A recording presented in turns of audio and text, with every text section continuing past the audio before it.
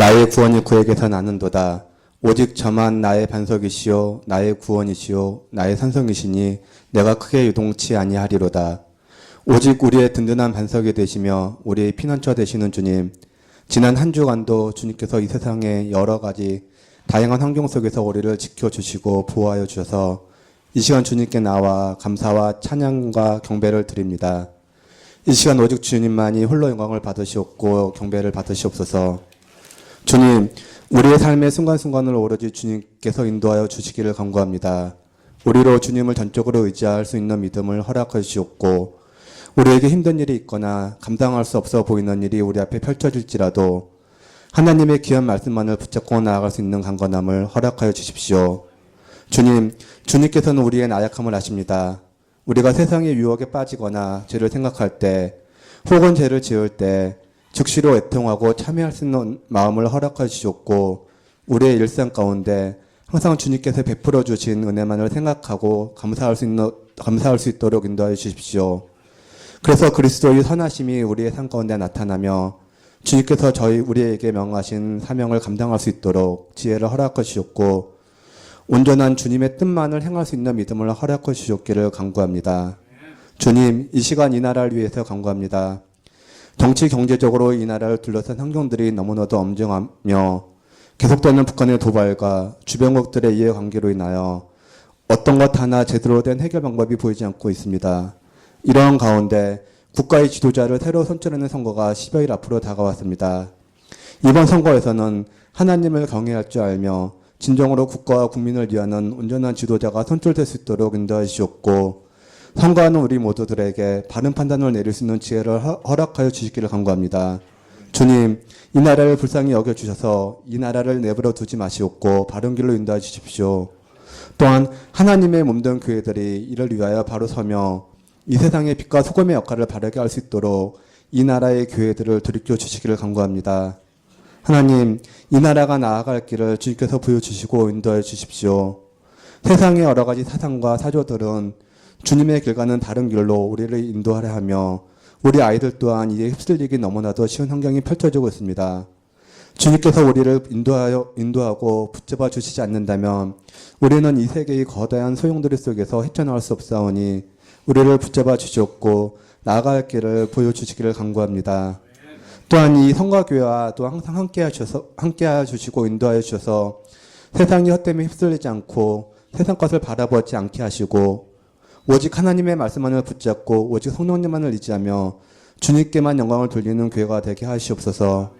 이 성가교회의 모든 구성원 하나하나가 주님만을 의지하고 바라보며 믿음의 굳건히 서기를 간구드립니다. 목회자들을 또한 굳세게 붙잡아 주셨고 건강을 책임져 주시오며 하나님의 말씀을 항상 깨달아 알 수 있는 지혜를 허락해 주십시오. 또한 그 말씀이 성도들에게 온전히 전파되며 듣는 성도들 또한 바른 깨달음 하에서 주신 말씀을 이해할 수 있도록 지혜로 충만히 채워주시기를 간구합니다. 주님, 이 시간에도 함께 하시기를 간구하며 우리 주 예수 그리스도의 이름으로 기도드립니다. 아멘.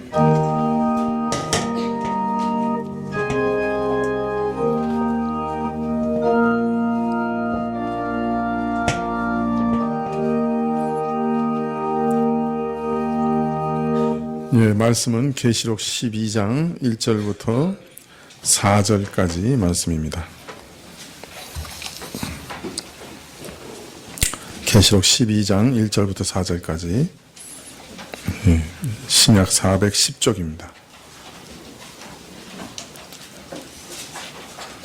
계시록 12장 1절부터 4절까지 한 절씩 교독하시죠. 하늘에 큰 이적이 보이니 해를 입은 한 여자가 있는데 그 발 아래는 달이 있고 그 머리에는 12별의 면류관을 썼더라. 이 여자가 하늘에 또 다른 이적이 보이니 보라 한 큰 붉은 용이 있어 머리가 7이요 뿔이 10이라. 그 여러 머리에 7 면류관이 있는데 머리가 하늘별 3분의 1을 끌어다가 땅에 던지더라. 용이 해산하려는 여자 앞에서 그가 해산하면 그 아이를 삼키고자 하더라. 조금 계속 이렇게 연속되지 못하고 오후 예배에서 자꾸 띄어져서 기억이 나실지 모르겠습니다만은 우리는 계시록에서 하나님의 비밀한 계시를 지금 추적하고 있죠. 이 계시는 먼저 요한이 계시를 받을 당시 아시아에 있는 7교회의 사정을 드러내는 계시로 시작되었고, 또 앞으로 예수님께서 재림하실 때까지 펼쳐질 역사의 비밀로 이어지고 있습니다. 이 역사의 비밀을 처음에 7인을 통해 개괄적으로 보여주셨는데요. 7개의 인의 계시는 마치 양파 껍질을 벗기듯이 하나하나 벗겨질 때마다 더 깊은 계시로 우리를 인도하였죠. 그리고 마지막 7인이 떼어지자 7인은 또 다른 7나팔의 계시로 이루어진 것이 드러났고요. 이어서 7나팔이 차례로 울리면서 7인에서 개괄적으로 알려졌던 역사의 비밀이 더 구체적으로 드러나되, 예수님의 재림 때까지 이 땅에서 예수님을 믿지 않는 불신자들이 받을 심판이 무엇인지 구체적으로 하나하나 드러나게 되었습니다. 그리고 이런 불신자들을 위한 하나님의 조처가 무엇인지 막간을 통해서 드러내 보이셨는데, 그의 교회, 그의 증인들을 세우셔서 구원의 복음을 이들에게 계속해서 증거하실 것을 알리셨습니다. 그리고 이제 드디어 7째 나팔이 울려 퍼지자 성전이 열리고 지성소 안에 있는 언약궤가 드러나 보입니다. 양파 껍질처럼 벗겨져 가던 역사의 비밀이 이제 가장 핵심적인 비밀, 가장 중요한 비밀에 이르게 된 것이죠. 자, 우리가 긴장된 마음으로 역사의 가장 중요한 비밀, 가장 중대한 비밀이 무엇인가 하는 호기심 가운데 12장을 보게 되었는데, 혹시 재림의 날짜가 기록되어 있을까? 혹 어떤 세계대전이 기록되어 있나? 이렇게 막 눈을 크게 뜨고 살펴봤더니 뭐가 나와요? 너무 잘 아는 거죠. 그 비밀은 우리가 너무 잘 아는 것이었죠. 그것은 바로 신구약 교회요, 그 교회를 통해 이 땅에 오신 예수 그리스도에 대한 얘기였습니다. 사실 교회와 예수 그리스도가 이 땅 역사의 가장 핵심적인 비밀인 것이죠. 그리스도와 교회를 위해 이 땅의 역사는 존재하고 있는 것이죠. 그래서 오늘 말씀을 보면 이런 역사에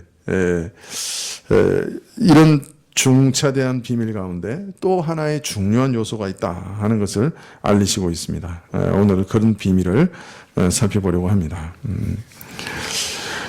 지난 시간에 우리는 한 가지 기이한 표적을 보았습니다. 해를 옷처럼 입고 달을 발 아래 두며 12별의 면류관을 쓴 여인을 본 것이죠.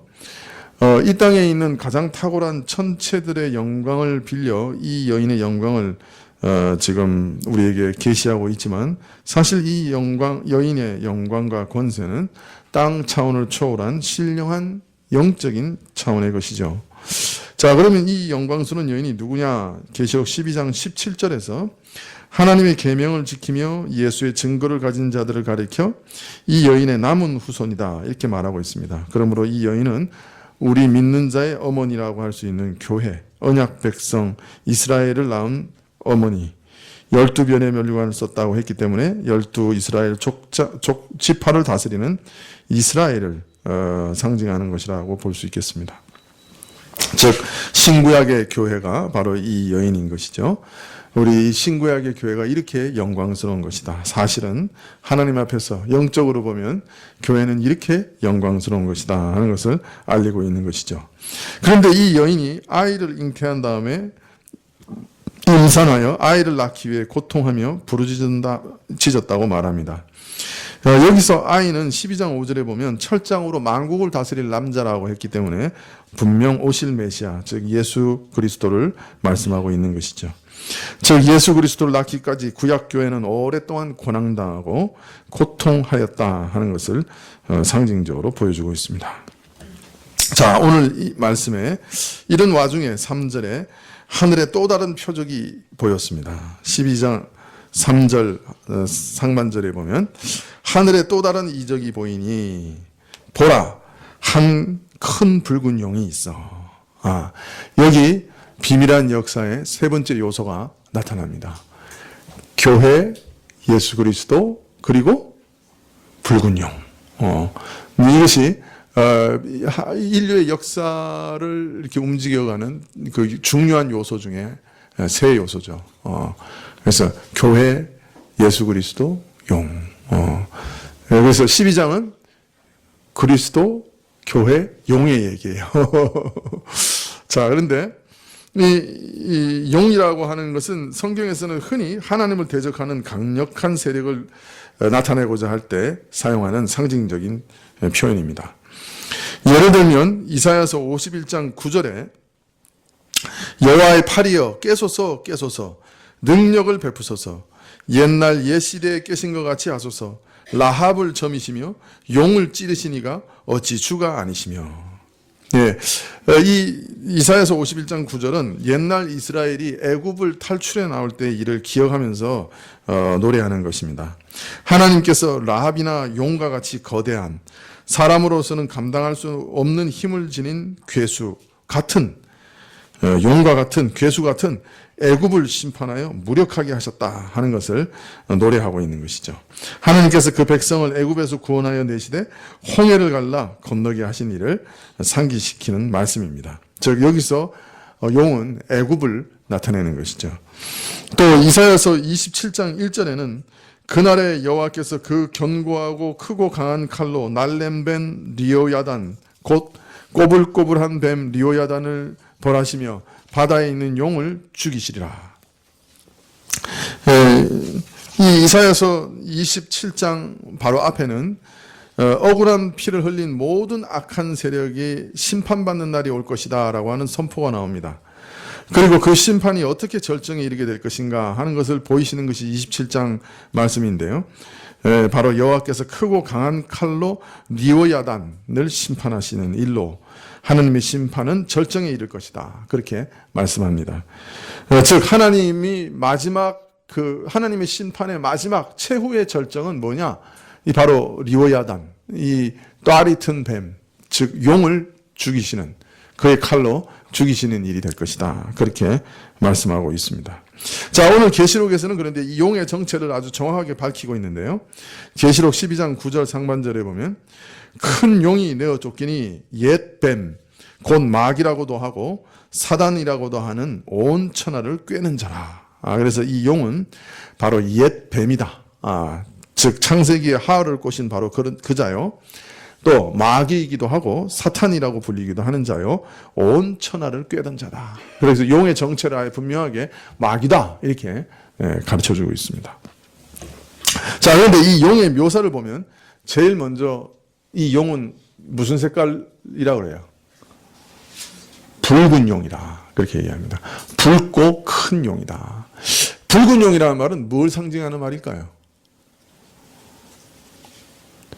계시록에서 지금 붉은 말, 붉다는 말이 나올 때는 보통 뭘 나타내는 거였어요?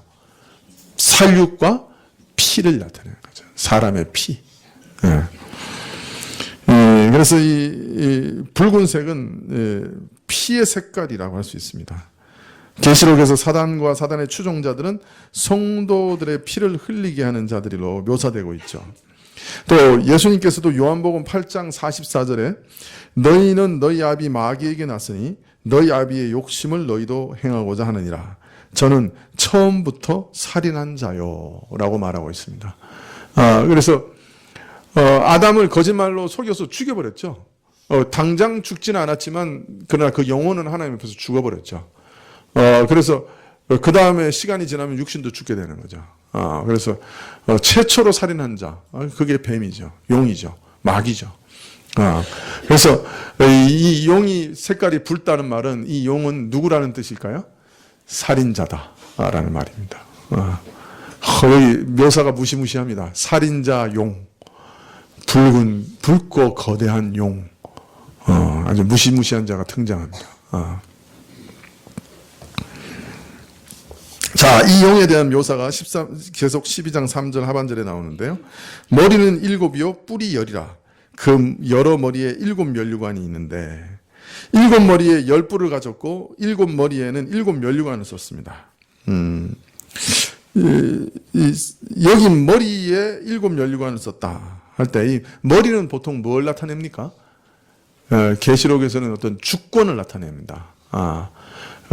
그리고 이 뿔은 뭘 나타냅니까?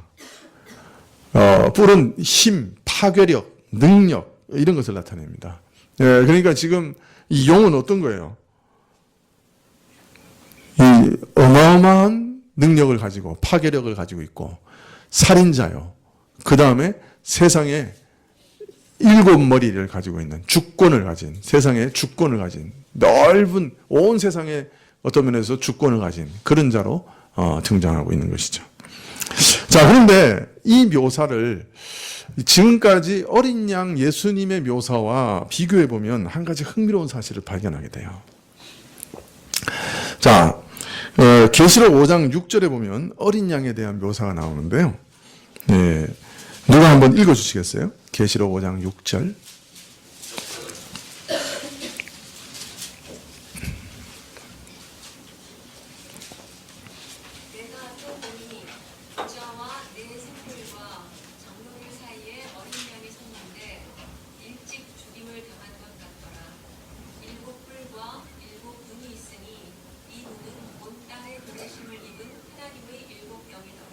예, 또 계시록 19장 12절을 누가 한번 읽어주시겠어요?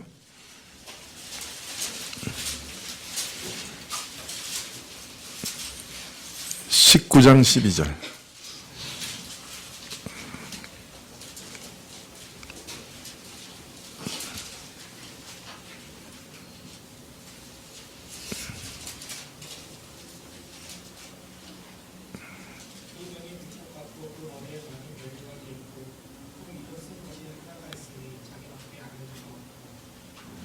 예, 여기 보니까 예수님은 계시록 5장 6절에 보니까 뭐가 있어요? 뿔이 있어요. 몇 개? 7뿔이 있어요. 그 다음에 7영을 온 땅에 보내시는 분으로 묘사되고 있어요. 그죠? 그 다음에 또 19장 12절에 보니까 그 머리에 많은 면류관이 있는 분이에요. 자, 이렇게 보니까 7뿔도 있고 어린 양은 또 어떤 면에서는 온 땅을 주관하는 7영을 가지고 계세요. 그죠? 그 7영을 온 땅에 보내시는 분이에요. 그 다음에 많은 면류관을 가지신 분이에요. 용하고 닮았어요? 닮지 않았어요? 비슷해요. 용은 10뿔이 있어요. 그 다음에 온 땅을 주관하는 7머리가 있어요. 그죠? 그리고 7면류관을 쓰고 있어요. 얼핏 보면 좀 비슷하죠?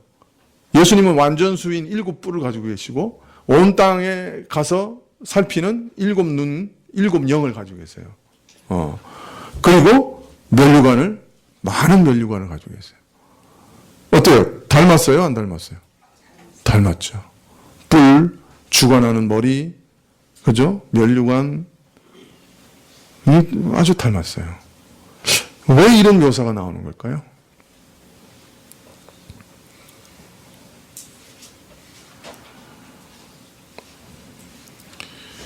네, 지금 이 묘사하고 있는 것은 사실 이 용의 모습은 예수님의 모습과 매우 흡사해요. 그러므로 이 붉은 용은 모방의 천재이죠. 그래서 머리에 왕관을 쓰고 만유의 주 되시는 예수 그리스도를 흉내내고 있고요. 또 이런 모습은 인간들을 속여서 자신의 권세가 그리스도의 권세와 같다는 것을 과시하는 모습으로 보여요. 스스로 예수님과 같이 만왕의 왕이 되고자 하는 무서운 욕망도 보여주고 있어요. 마귀는 자신이 온 세상의 왕인 양 스스로 꾸미고 있습니다. 자신이 승리자인 것처럼 속이고 있습니다. 자신이 왕이라고 과시하고 있습니다. 이게 용이에요. 그러므로 계시록에서 지금 용을 묘사하고 있는 것은 세세하게 용의 특징이 무엇인지를 우리에게 알려주시는 의도보다는 전체적으로 용이 주는 강한 인상을 우리에게 보여주는 것처럼 보입니다. 물론 나중에 이제 이 7머리와 10뿔에 대해서는 이 짐승이라고 하는 것, 그 용과 아주 깊은 관계가 있는 짐승이라고 하는 데서 다시 나타나고 그것에 대한 의미가 좀 더 자세하게 나타나긴 하지만, 그러나 여기서 보여주려고 하는 것은 어떤 강한 인상이에요. 여러분, 7머리에 10뿔이 어떻게 나죠?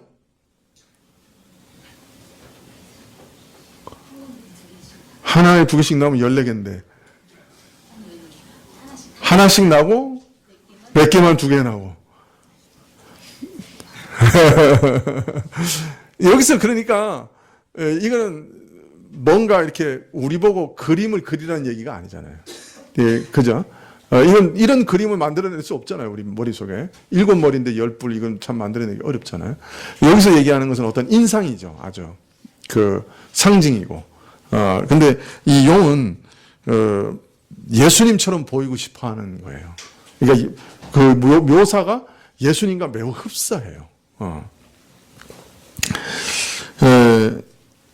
7머리와 면류관, 10뿔은 마귀의 무시무시한 권세와 능력을 상징적으로 보여주는 것인 동시에 마귀가 자신을 그리스도와 방불한 세상의 왕으로 속이려고 하는 것을 보여준다고 할 수 있습니다. 네. 여러분, 마귀를 너무 이렇게 평가절하하면 안 돼요. 마귀의 주권과 권세는 정말 대단한 것이죠. 이처럼 대단한 것이죠. 그리스도와 매우 흡사하게 보일 정도로 대단한 것이죠. 그 정도로 속일 수 있는 거예요. 또 그렇다고 또 너무 마귀를 마귀 이러면 또 안 되지만 또 마귀를 너무 얕잡아 봐도 안 되는 것입니다. 흔히 기도원에 가면 여러 가지 다양한 속설이 있는데요. 제가 이전에 들은 속설이 있어요. 기도원에서 이런 속설이 있습니다. 마귀에 대해서. 마귀는 하나님께서 100가지를 하실 수 있으면 마귀는 99가지를 한다. 하나만 못한다. 이런 속설이, 정확한 건 아니죠. 맞는 속설은 아니지만, 기도원에서 이 기도 많이 하는 분들이 이렇게 얘기하는 통상적인 속설이에요. 그러니까 그만큼, 뭐라 그래요. 마귀의 세력도 참 대단하다는 거죠. 그래서, 오늘 친히 계시록 12장 9절에 뭐라고 얘기했어요? 마귀를. 천하를 발 아래 두고 꿰는 자다. 천하를 꿰는 자다. 12장 9절에 그렇게 얘기하고 있죠. 천하의 모든 자를 속이는 자란 말이에요. 그만큼 능력이 대단하다.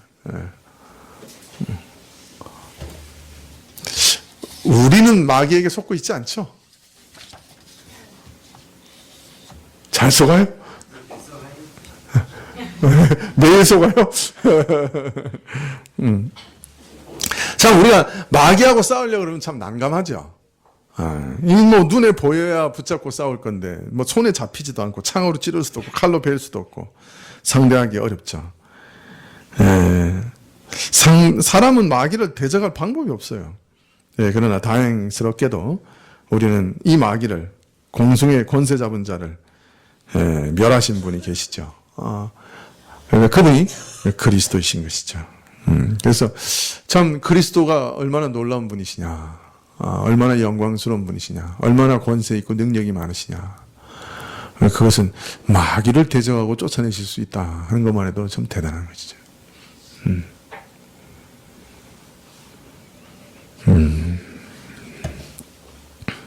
그래서 우리는 그리스도를 의지하기 때문에 이 무시무시한 마귀를 이길 수 있는 것이고 이기는 것이 보장된 것입니다. 통상 우리가 이제 한번 생각해 보십시다. 마귀가 항상 그리스도를 흉내내는 가짜 그리스도다 이렇게 얘기하면 누가 떠오릅니까? 어떤 사람들이 떠오릅니까? 이단 교주들이 떠오르죠. 일단은 통일교의 문선명, 신천지의 이만희, 이게 전부 다 자기가 성령이다, 예수다, 이런 사람들 아니에요? 전도관의 박태선, 이런 사람들 떠오르죠. 그러나 이런 교주들이 그 가짜 왕관들을 쓰고, 근데 사람들이 속긴 속아요.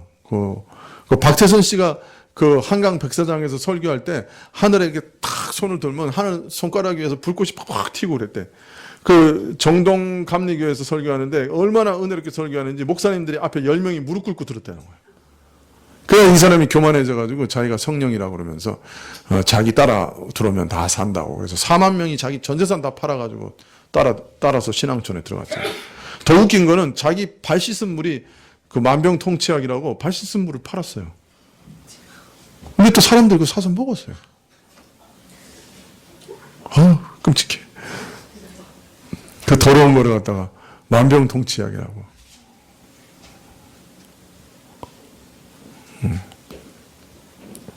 조금만 훈련받고 성경을 아는 분들이라면 속아 넘어가지 않을 거예요. 이단들의 왕관에 속아 넘어가지 않죠. 그러나 신자들은 비슷한 왕관에는 많이 속죠. 돈 많이 속죠. 크기 큰 거 좋아하죠. 그래서 교회도 커야죠. 숫자 이거 좋아하죠. 또 성공 이런 거 좋아하죠. 안정 이런 왕관 우리 아주 좋아하죠. 이런 면류관에 우리 막 속아 넘어가죠. 근데 여러분 사실 이런 모든 가짜들보다 진짜 무서운 가짜가 하나 있어요. 그게 뭐냐? 그건 자기라고 하는 거예요. 자라고 하는 거예요. 현대 인문교육을 받은 사람들은 대부분 자신이 만물의 척도요, 자신이 만물의 중심이요, 자신이 하나님이요, 만왕의 왕이라고 교육받고 자랐습니다. 그래서 자기를 믿고 자기를 신뢰하고 자기를 의지하고 살아가도록 훈련되어 있어요. 그래서 우리 마음이 오늘 묘사된 용처럼 사단처럼 자기 자신을 높이고 자기 자신의 욕망과 생각과 이익을 따라 살아가지요. 우리는 우리 자신 마음 안에 이런 무시무시한 용이 한 마리 또아리 틀고 있다는 걸 잘 모릅니다. 그러나 성령 안에서 말씀을 깨닫게 하시면 알게 되죠. 우리 자신 안에 7머리에 면류관을 쓰고 10뿔을 가진 이 용이 한 마리 또아리 틀고 있다 하는 것을 보게 되는 것이죠. 그걸 볼 때 참 무시무시하죠. 끔찍해지죠. 그래서 이 용은 이 계시록에만 등장하는 게 아니고요. 이 무시무시한 용의 세력은 사실 우리 마음에도 있는 것입니다. 모르겠습니다. 이만한 크기는 아니라도 새끼 용 한 마리씩은 다 있지 않을까. 그래서 사실은 그 사실을 아는 사람들은 자기 자신이 제일 무섭죠. 어떤 면에서는 다른 건 무섭지 않죠. 자기 자신이 제일 무섭죠. 자, 12장 4절에 그 꼬리가 하늘별 3분의 1을 끌어다가 땅에 던지더라. 계속해서 이 용이 얼마나 무시무시한가 하는 것을 이렇게 상징적으로 보여주고 있는 거죠. 붉고 큰 용인데 온 세상을 주관하는 7머리를 가지고 큰 권세를 가진 7면류관 거기다가 큰 힘과 능력을 상징하는 뿔 이런 무시무시한 용이 그 꼬리를 가지고 하늘의 별 3분의 1을 땅에 떨어뜨렸다.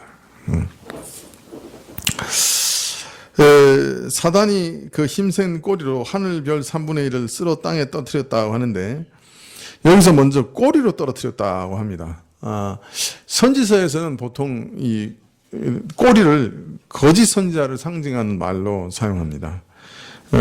그러므로 여기서 꼬리라는 것은 거짓말을 상징한다고 할 수 있겠죠.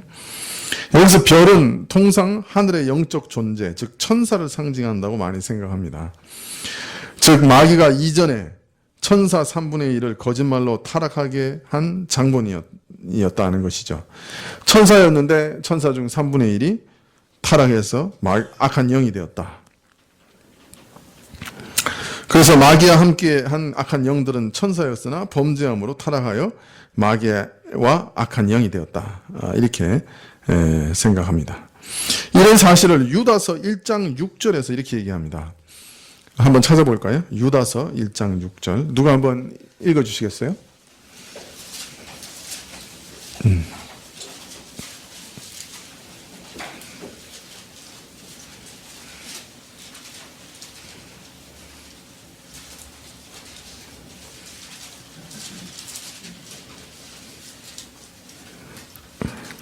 자기 지위를 지키지 아니하고 자기 처소를 떠난 천사들을 큰 날의 심판까지 영원한 결박으로 흑암에 가두셨으며 천사를 몰래 하나님을 섬기며 피조물을 섬기도록 지음받은 종이죠.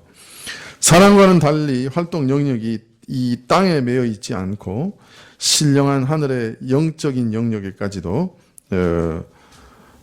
자유롭게 왕래할 수 있는 존재입니다. 하나님께 직접 나아가 그의 은혜를 뵙는 은혜를 얻었던 고귀한 존재들이요. 능력과 영광과 권세가 사람보다 월등하게 뛰어난 존재였죠. 근데 이런 천사들 중에 하나님이 정하신 직분, 즉 지위, 분수를 지키지 않고 그의 영역에서 떠나 벗어난 자들이 있었다고 유다서 1장 6절에 말하고 있습니다. 구체적으로 하늘 영역에서 어떤 일이 일어났는지 알 수는 없지만 디모데전서 3장 6절에 보면 장로의 자격에 대해서 말하면서 새로 입교한 자도 말지니 교만하여져서 마귀를 정죄하는 그 정죄에 빠질까 함이요 라고 말합니다.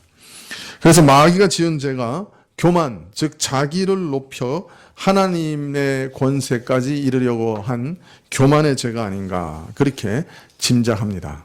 그래서 유다서와 디모데서 전서의 말을 이제 종합하면 하나님 앞에서 창조된 그 아주 영광스러웠던 천사였던 마귀가 하나님의 자리에까지 이르려고 하는 교만의 죄에 빠져서 타락한 것이다. 이렇게 알 수 있을 것입니다. 짐작할 수 있습니다. 또 유다서 1장 6절에는 이처럼 자기 처소를 떠난 천사들을 큰 날의 심판까지 영원한 결박으로 흑암에 가두셨다. 이렇게 말합니다. 자꾸 흑암에 가두셨다, 결박하셨다 이렇게 얘기하니까 어떤 지역, 공간, 지옥 이런 것을 생각하시는데요. 여기서 보면 마지막 날, 큰 날의 심판 때까지 가두셨다 그러거든요. 그러니까 여기는 지옥은 아니에요. 지옥은 언제 생기는 거예요? 마지막 심판 때 생기는 거거든요. 무적행, 그 지옥이라고 하는 것은. 그럼 여기서 끝날의 심판 때까지 영원한 결박으로 흑암에 가두셨다는 말은 무슨 뜻일까요? 어떤 장소, 이런 것을 얘기하는 건 아니겠죠. 구약 성경에 보면 마귀가 아주 자유롭게 돌아다녀요. 어디까지도 올라옵니까? 하나님의 어전회의에도 올라와요. 마귀가. 그러고 이게 땅도 아주 자유롭게 돌아다녀요. 그죠? 그러니까 뭐가 결박되어 있고, 이렇게 흑암에 가둬 있고, 그런 것 같지가 않아요. 그러면 이 말은 무슨 뜻일까요? 이 말은 이런 뜻일 겁니다. 마귀가 어떤 것에 이렇게 매여 있어요. 꼼짝 못 해요. 뭘 할 수 없는 거예요. 뭘 할 수 없다는 거예요. 그래서 마지막 심판 때까지 딱 매여 있어요. 가두어져 있어요. 흑암에. 뭘 못한다는 거예요. 네, 회개를 못한다. 회개를 하려면 이게 밝아져야 돼요. 사람이. 자기가 죄인인 것을 깨닫고 밝아져야 돼요. 회개를 하려면 이게 풀어져야 돼요. 사람이 매인 거에서. 그래서 이제 회개가 얼마나 큰 은혜인지 모르는 거죠. 회개는 먼저 자기 눈이 열려서 어둠에서 벗어나 빛을 봐야 회개가 이루어지는 거죠. 그래서 유다서에서 처소에서 떠난 천사들을 큰 날의 심판까지, 마지막 심판까지 영원한 결박으로 흑암에 가두셨다 하는 말은 영적으로 흑암 속에 두시고 결박하셔서 결코 회개에 이르지 못하게 하셨다 하는 말씀입니다. 그래서 이 악한 영들은 회개할 기회가 없는 거예요. 근데 우리는 다행히 이 육신을 입고 있는 동안에 회개할 기회가 주어져 있는 거죠. 이것이 큰 은혜인 것이죠. 얼마나 큰 은혜인지 모르죠. 사실 회개라고 하는 게.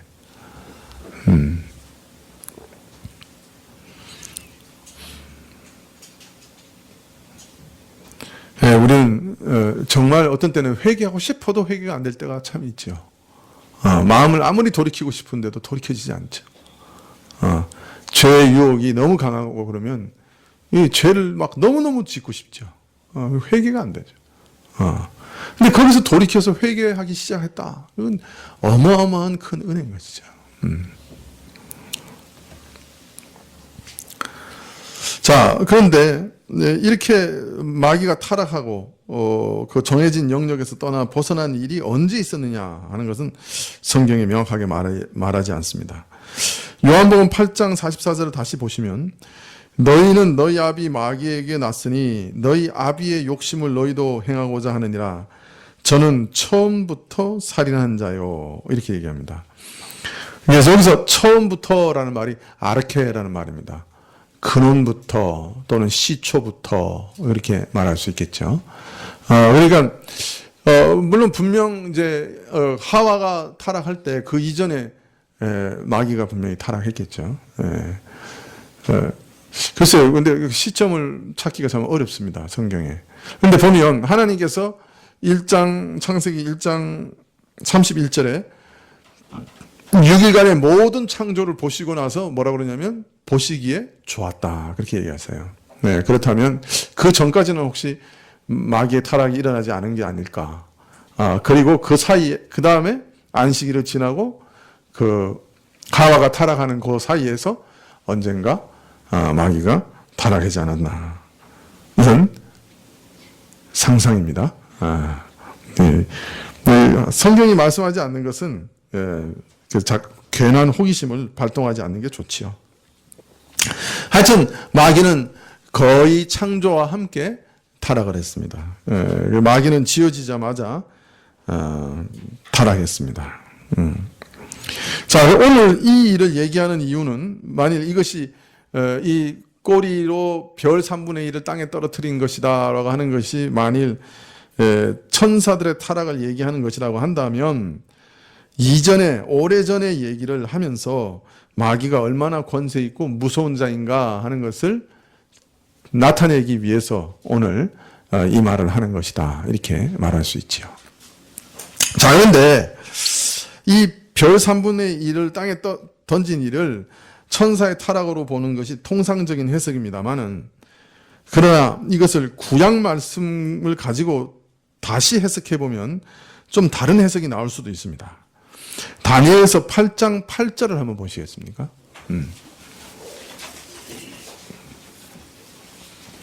좀 덥죠?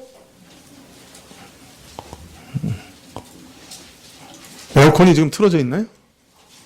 네, 하나 정도는 틀어져 있는 것 같은데. 네.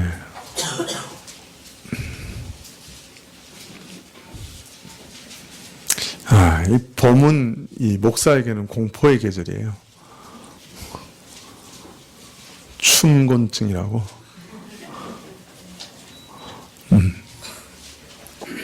자, 다니엘서 8장 8절부터 12절까지 누가 한번 읽어주시겠어요?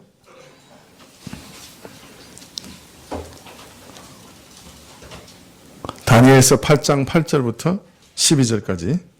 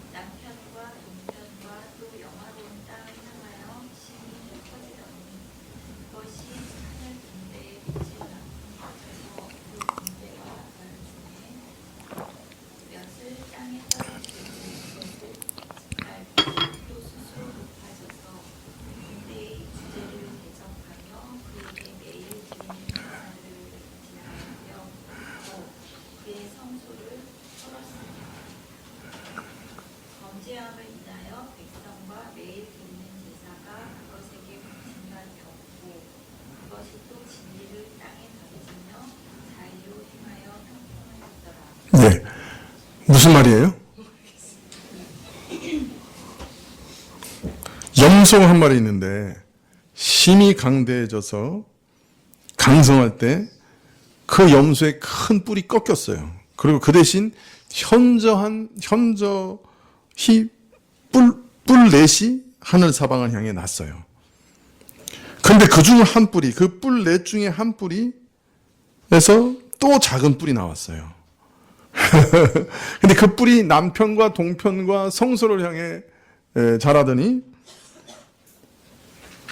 하늘 군대에 미칠 만큼 커지고 군대와 별 중에 몇을 땅에 떨어뜨렸어요. 여기 보니까 계시록과 비슷한 말이 나오죠? 별을 땅에 떨어뜨렸다. 그런 말이 나옵니다. 이 말이 무슨 말이냐? 해석하는 말이 다니엘서 8장 21절 이하에 나옵니다. 21절부터 24절까지 누가 한번 읽어주시겠어요?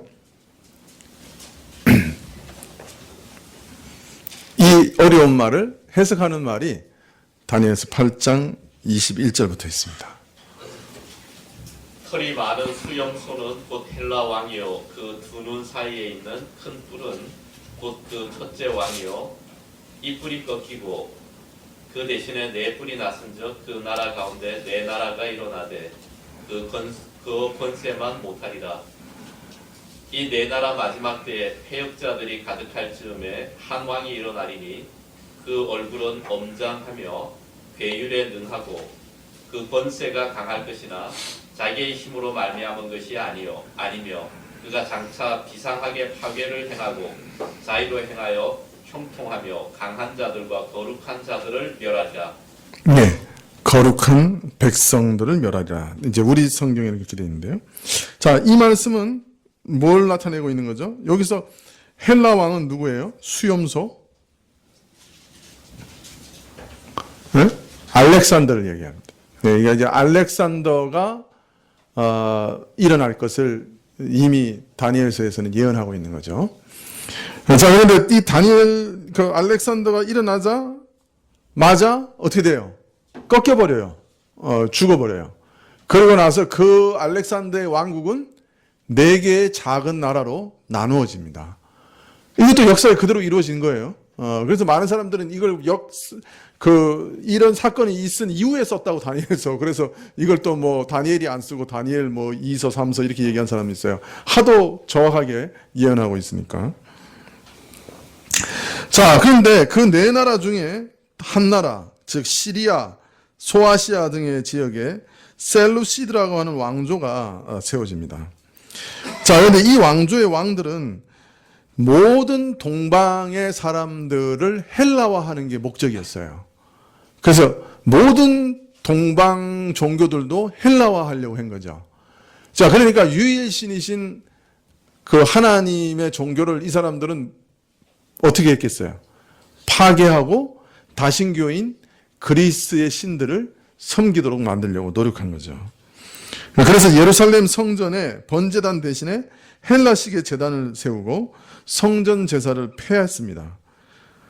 그 외에도 이스라엘 사람들을 헬라화시키기 위해서 온갖 수단을 다 부리다가 믿음을 부인하게 강요하며 안식일을 범하게 하고 억지로 헬라화시키니까 그 중에 반기를 드는 사람들이 일어났어요. 특별히 마카비 가문의 사람들이 일어났습니다. 그래서 이스라엘을 이들의 손에서 구원해내죠. 그걸 바로 여기 지금 다니엘에서 예언하고 있는 이 사건, 제사를 폐하고 성전을 파괴하는 이런 내용은 셀루시드 왕조의 왕들 중에 안티오쿠스 에피파네스라고 하는 왕이 자행한 것과 일치합니다. 이것이 다니엘서의 예언이고요. 그래서 다니엘서의 예언이 안티오쿠스 에피파네스 때 이루어졌다, 이렇게 말할 수가 있습니다. 물론 이것이 다는 아닙니다. 이것은 거듭 또한 역사 가운데 계속 이루어질 것인데요. 이것에 대해서는 나중에 좀 복잡하니까 나중에 말씀드리겠습니다. 자, 그런데 오늘 여기 보면 다니엘서 8장 10절에서 그것이 하늘 군대에 미칠 만큼 커져서 그 군대와 별 중에 몇을 땅에 떨어뜨렸다 하고 8장 10절에 얘기하고 있어요. 자, 그런데 8장 24절 하반절에는 그것을 해석하기를 강한 자들과 거룩한 백성을 멸하리라, 이렇게 되어 있습니다. 그럼 여기서 하늘 군대와 땅에 떨어진 별은 무엇을 말하는 것입니까? 8장 24절에 이것을 뭐라고 해석하고 있습니까? 강한 자들과 거룩한 백성이라고 해석하고 있죠. 그럼 이 하늘의 별은 누가 되는 거예요? 하나님의 나라를 위해 싸우는 하나님의 군대요, 하나님의 백성들을 얘기하는 것이죠. 그래서 이제 여기서 안티오쿠스 에피파네스가 이스라엘 백성들 중에 많은 사람들을 죽일 것을 예언하고 있는 것입니다. 그 예언을 뭐라고 얘기했어요? 하늘의 별들을 땅에 떨어뜨릴 것이다, 그렇게 예언한 것입니다. 상징적으로. 자, 그렇다면 여기서 계시록에서도 하늘의 별 3분의 1이 떨어졌다 하는 말은 뭘 의미하는 것이겠어요? 하나님 나라를 위해 싸우는 하나님의 백성과 이 용이 전쟁을 할 것이고 그 전쟁에서 성도들이 죽임을 당할 것을 말하는 것이 되겠죠. 무슨 말인지 이해됐어요? 네. 자, 주석가들 사이에는 이 하늘의 별이 천사라는 해석과 구약의 거룩한 백성이라고 하는 생각이 지금도 싸우고 있습니다. 지금도 논쟁하고 있어요. 그러니까 어느 것이 맞느냐 이게 말하는 게 참 어렵습니다. 여러분은 어느 게 맞는 것 같아요?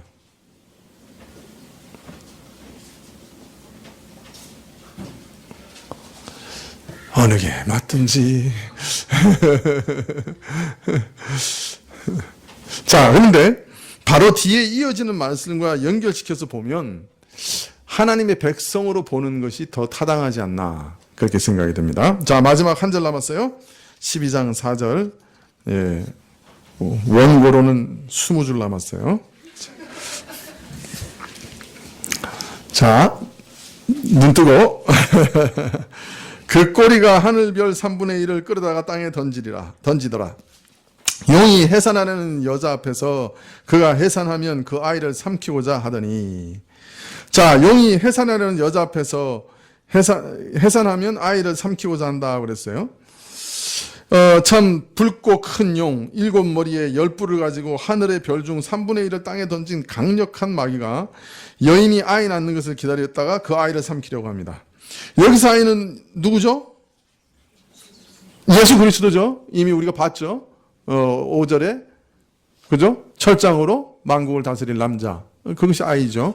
바로 메시아 예수님을 해하려고 하는 것이죠. 사단은 그리스도를 죽이려고 합니다.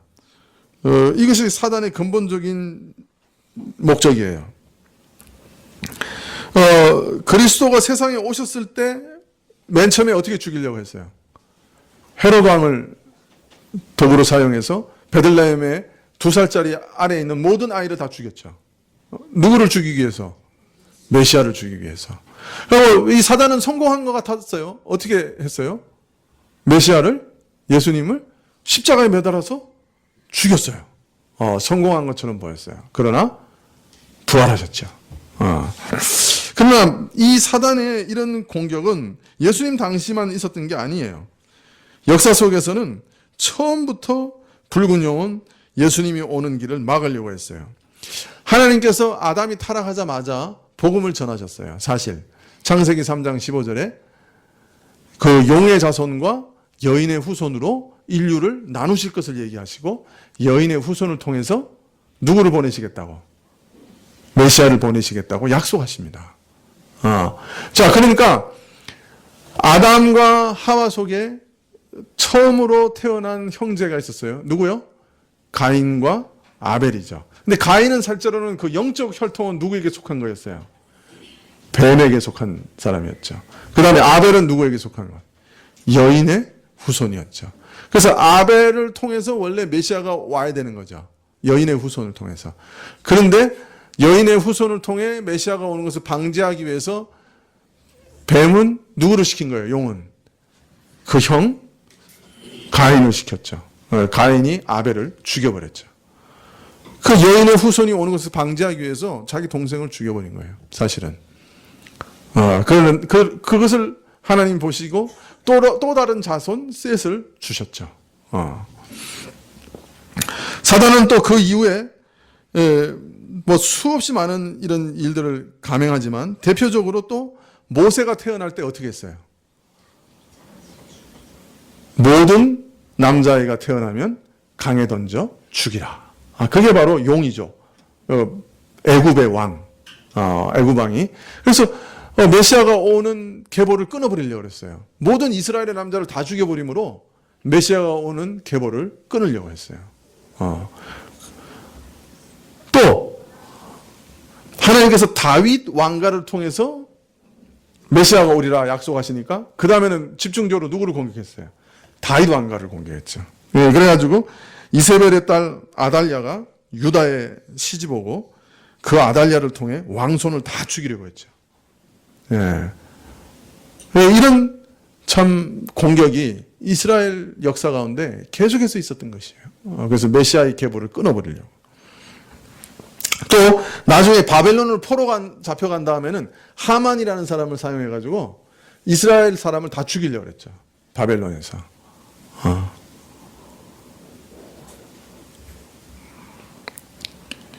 이 용은 궁극적으로 여자가 낳은 아이를 죽이려고 하는 것이 목적인데 이를 위해 구약의 거룩한 백성을 죽임으로 아이를 낳는 것을 계속해서 방해하려고 했죠.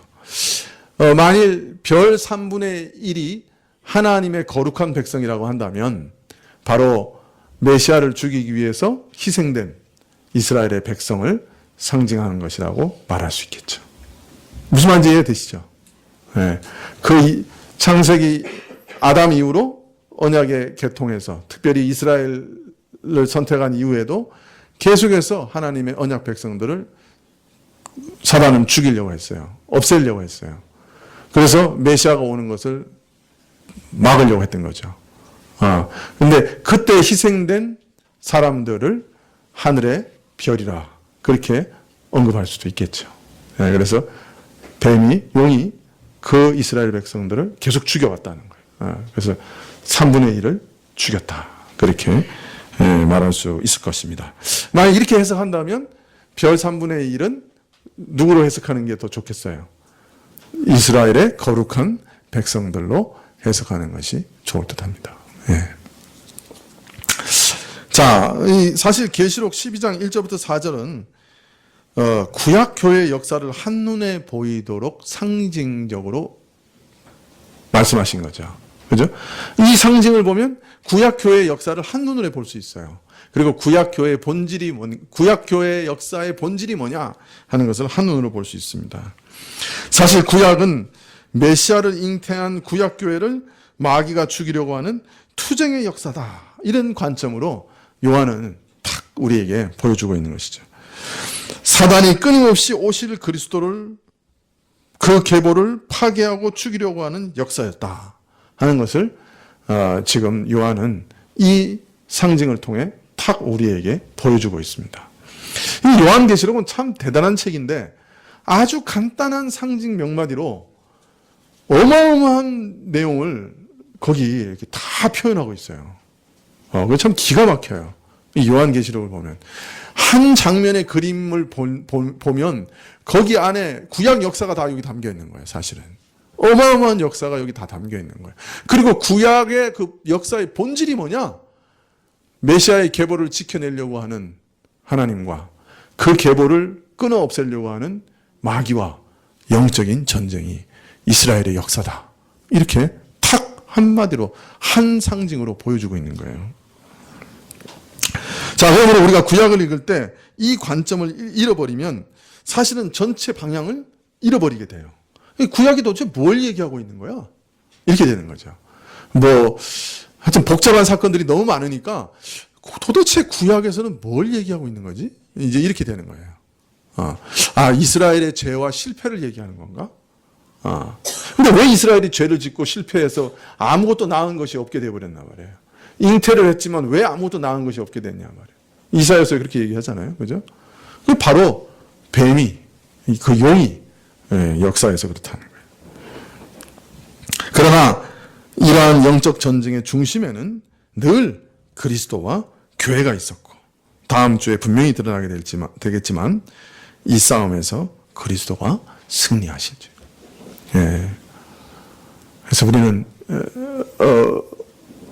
계시록의 가장 깊고 깊은 비밀을 탁 열어 제치니까 거기 또 하나의 전쟁의 역사가 탁 등장하는 거예요.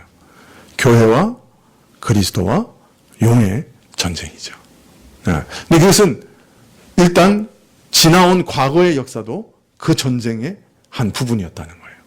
그리고 다음 주부터 보면 예수님 초림 이후에 이 땅의 역사도 바로 그 전쟁의 역사의 계속이다 하는 것을 탁 보여주고 있는 것이죠. 계시록이 보여주는 가장 깊은 역사의 비밀은 뭐냐? 교회와 그리스도, 그리고 이 교회와 그리스도가 용과 전쟁하는 것, 마귀와 전쟁하는 역사. 이것이 모든 역사의 핵심이고 비밀이다. 그렇게 보여주고 있는 것입니다.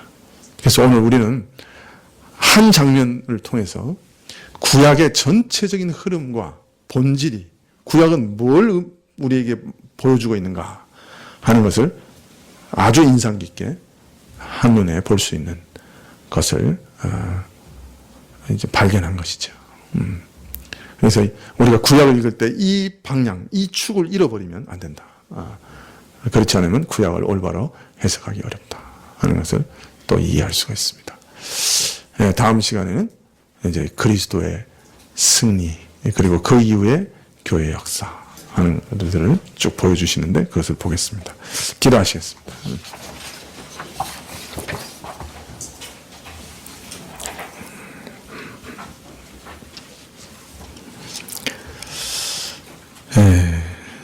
참 우리 인생과 인류와 또 이 인류의 역사 이 한가운데 한 분이 계신 것을 계속 보게 됩니다.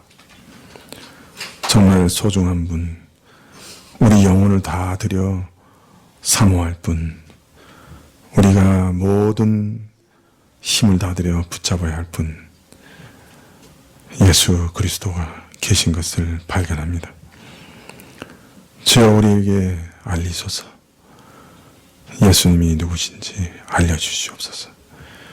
예수 그리스도 안에 있는 생명이 무엇인지 알게 해 주옵소서.